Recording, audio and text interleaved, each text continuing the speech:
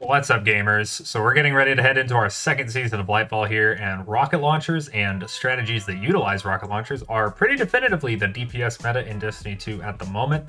Rockets were definitely relevant all of last year, but were outshined by linear fusion rifles for most of last year. Rocket launchers are also a bit of an interesting weapon type in terms of which rocket launcher to use and with what perks. So we're going to be breaking that down for you today.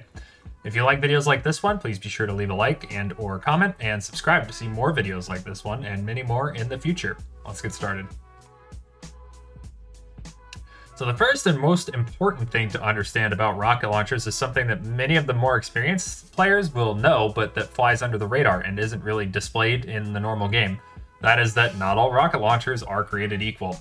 Let's first look at a high impact frame rocket launcher like the Roar of the Bear from Iron Banner. Nothing special here, really. Now let's look at a precision frame rocket launcher like the Palmyra B, a craftable rocket launcher with some banger perk options. It's a precision frame rocket launcher, and precision frame rocket launchers like Palmyra have intrinsic tracking, which could be very helpful, but they trade that tracking for doing 10% less damage than our Roar of the Bear, whose high impact frame does not have intrinsic tracking.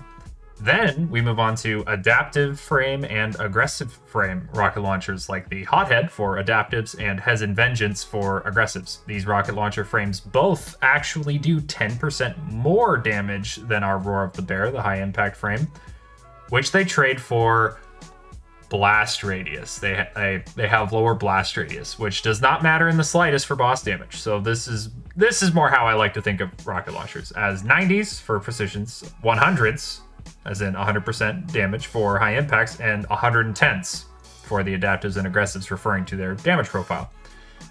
I do this instead of worrying about RPMs and frames because it's all nonsense anyway, really. Naturally, we want the highest damage rocket for the highest DPS, which is the 110s. But keep in mind, there can be some merit to the precision frames in some cases because of that intrinsic tracking. It's an easy math problem, you know, you're losing 20% damage as soon as you change the frame, but if you're missing even one or two rockets in a given damage phase that you would have landed with a tracking rocket, then they'll end up being about equal. But keep in mind, that's only to get them equal, not to make precision frames better, and I'd even argue that a vast majority of missed rockets would have missed with or without tracking, because that's just kind of how the game be sometimes. So now that we know we want the aggressive or adaptive frame rocket launchers, the 110s, which rocket launchers should you get and how?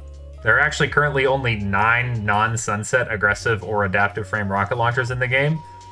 Well, 5 of those 9 are either no longer directly obtainable, barring a lucky run-in with the Gunsmith or Xur, or don't roll with very good perks. We have Apex Predator from Last Wish is one you definitely could go get, but it can't roll with a consistent damage perk, just auto-loading holster with tracking module, which is basically just a fancy-looking precision frame at that point. We have Bad Omens, which can be sold by Xur, and gets a serviceable auto-loading holster and cluster bombs roll, which is usable, but is, again, only obtainable through Banshee or Xur. We have Bump in the Night, which is craftable, and released back in Season 17. This is one some of you might have. But if you weren't playing in Season 17, then again, it's going to be a Xur or Banshee only gun, though it does get a few good rolls with auto-loading holster, field prep, and demolitionist in the first column, frenzy, chill clip, and vorpal weapon in the second column. Huscow, another Banshee and Xur only gun, which gets some serviceable perk rolls like auto-loading, field prep in the first column, with demolitionist or cluster bomb in the second column. Shining Sphere is an old Iron Banner rocket launcher that can roll with auto-loading or field prep in the first column, with demolitionist in the second column. And now, those perk rolls are great, or best in slot for pretty much any specific DPS strategy. I guess Bump in the Night's pretty good. But they are definitely quite usable, and we'll talk about those cases later. But this is, you know, all assuming you actually have them already with the rolls. Which is, yikes. So now what rocket launchers can you actually go get? Well, first we have the Red Herring from Wish Queen. Not the most amazing perk selection in the world, but it's craftable after you get the pattern from the campaign, and rolls with field prep to pair with lasting impression or frenzy in the second column. A very serviceable roll that I'm sure most of you watching this have the ability to just go craft. Hezen Vengeance can be had from the free-to-play Raid Vault of Glass and gets many usable roles involving Overflow or Auto-Loading Holster in the first column with either Demolitionist, Lasting Impression, or Vorpal Weapon in the second column. Not the most incredible roles in the world when compared to the next two rockets, but definitely usable. And those next two rockets, those are the bangers.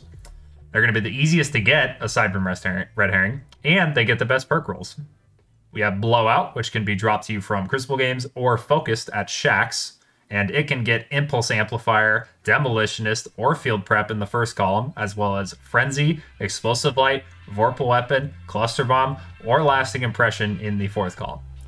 And lastly, the Hothead, focusable via Legacy Nightfall focusing from Zavala, which really has very few bad rolls, to the point where it's easier to tell you that you don't want Tracking Module, Adrenaline Junkie, or Thresh.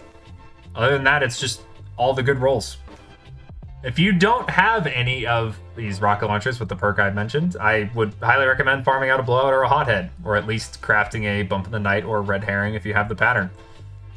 If you don't have any of these rocket launchers with the perks I mentioned, I'd highly recommend getting your hands on one, and we'll talk a little bit more about that later, but I listed a ton of perks here with all these rocket launchers, and they all kind of have different niches a little bit because rocket launchers are very flexible in that they can serve more to fit into a damage rotation just as much as they can be a main DPS strategy on their own.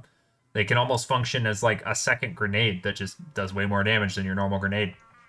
And now if you are in that situation where you're using a rocket launcher as the only source of damage in your DPS strategy, or at least not fitting it into a rotation, literally just spamming rockets as fast as you can, Field Prep is going to be one of the best perks you can get, since it gives you extra reserves for you to dump even more rockets. And it also gives you a ton of reload speed while crouched. And when you're dumping rockets, faster reload speed is literally higher DPS.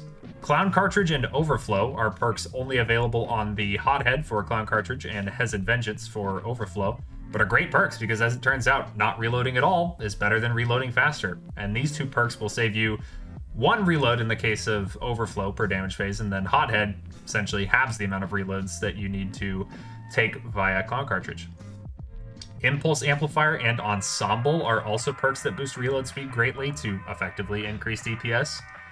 Demolitionist functions in much the same way, though the exact amount of value you can get out of Demolitionist will vary from build to build, with Starfire Protocol Warlocks, of course, being able to abuse the hell out of this perk's reload functionality at the moment with their grenade spam.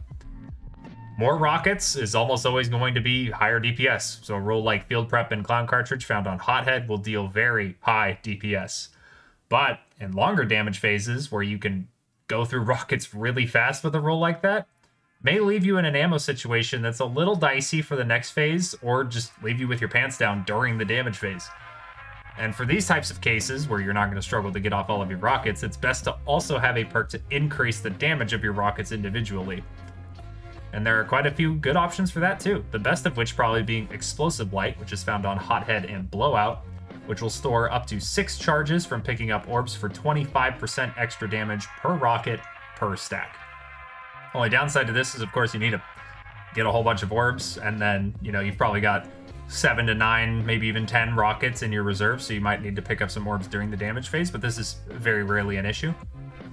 There's also Frenzy, which has the very easy activation condition of just being in combat for 100 handling, 100 reload speed, and 15% damage, which, while less of a damage bump than Explosive Light, has a condition that is generally easier to meet, in addition to the huge bumps to handling and reload speed, which in swap combos or for rocket spamming also contribute a great deal to your DPS. Cluster Bomb and Lasting Impression are both perks that have the potential to yield results nearly equal to those gained from Explosive Light, but with no activation requirement, but also some usability drawbacks. In the case of Lasting Impression, you get a 20% increase in damage per rocket, but your rockets attach on impact and then detonate after a 3-second delay, which can mean a lot of missed damage potentially in encounters like Caretaker or Explicator. You could also, you know, blow yourself up sometimes, but it's generally a good perk. Cluster Bomb has the rocket split into 8 smaller rockets after the initial impact that deal an additional 3% damage each for a potential 24% increase with no activation requirement. The problem is that the cluster bombs come out from the initial rocket impact pretty far, meaning that almost all bosses won't be hit by very many of them consistently, which then makes it not a very desirable perk, even if it otherwise might be. Finally, there is Vorpal Weapon, whose only condition is that you be shooting a boss. The problem is that it's only a 10% damage buff on heavy weapons. It's better than nothing, but the real use for Vorpal currently is to take advantage of a bug that's going on with Osteostriga right now, causing its tick damage to both persist indefinitely and gain the damage benefits of Vorpal as long as you are currently wielding a gun with Vorpal. This allows Starfire Protocol Warlocks to regenerate their grenade energy passively while using a rocket. And of course, Starfire is really hot right now. And you know, actually, I think it'd be pretty cool if Bungie took this bug and ran with it, turned it into a feature where all the damage that you deal with a Vorpal weapon gun out are increased by 10%. So grenades, supers, everything. I mean, 10% seems pretty harmless to me, and it might ultimately give people a reason to consider Vorpal on heavy weapons again, despite its meager damage buff compared to the other options. Maybe I'm crazy and this would break the game. Let me know in the comments. The next few perks are kind of niche cases. Well, I guess Vorpal was kind of a niche case too. Auto-loading holster automatically reloads your rocket launcher after a short delay and is what enables swap combos utilizing rocket launchers, the most famous of which, and also one of the most potent currently, is pairing Izanagi's Burden with a rocket launcher for Izzy rocket swapping, where you shoot an Izanagi honed edge ×4 shot, buffer the reload for another ×4 shot as you're shooting, then swap to a rocket launcher, shoot the rocket, then back to Izzy to rinse and repeat. An auto-loading holster on the rocket launcher makes this whole thing possible.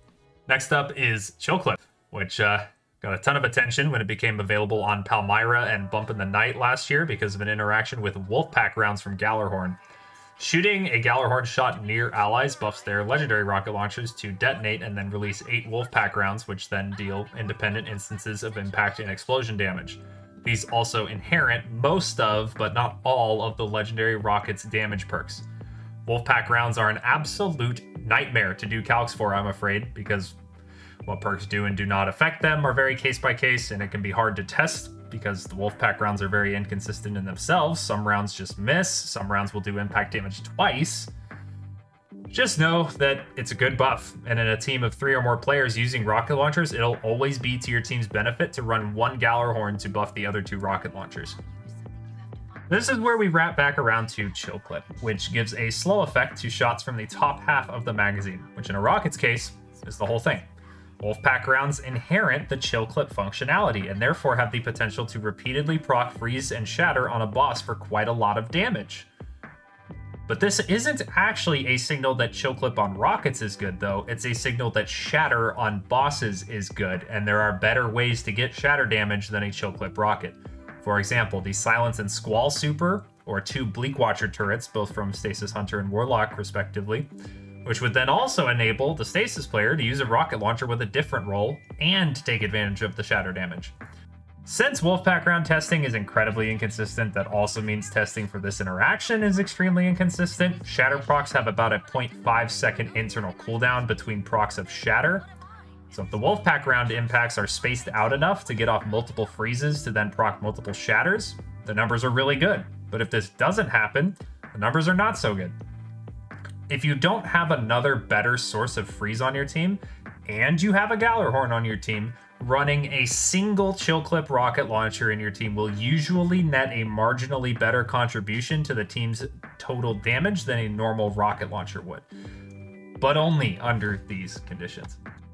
So TLDR, if you don't have any of the aforementioned rocket launchers, go craft the Red Herring and level it up for Field Prep and Frenzy. That'll work for now.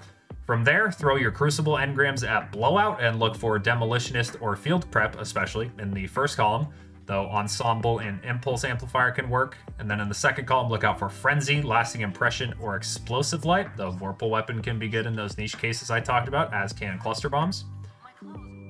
And while you're looking for blowouts, or if you play more Vanguard stuff, you can focus those engrams into the Hothead and be on the lookout for Auto-Loading Holster, Demolitionist, or Field Prep in the first column, though Ensemble and Impulse Amplifier can also work.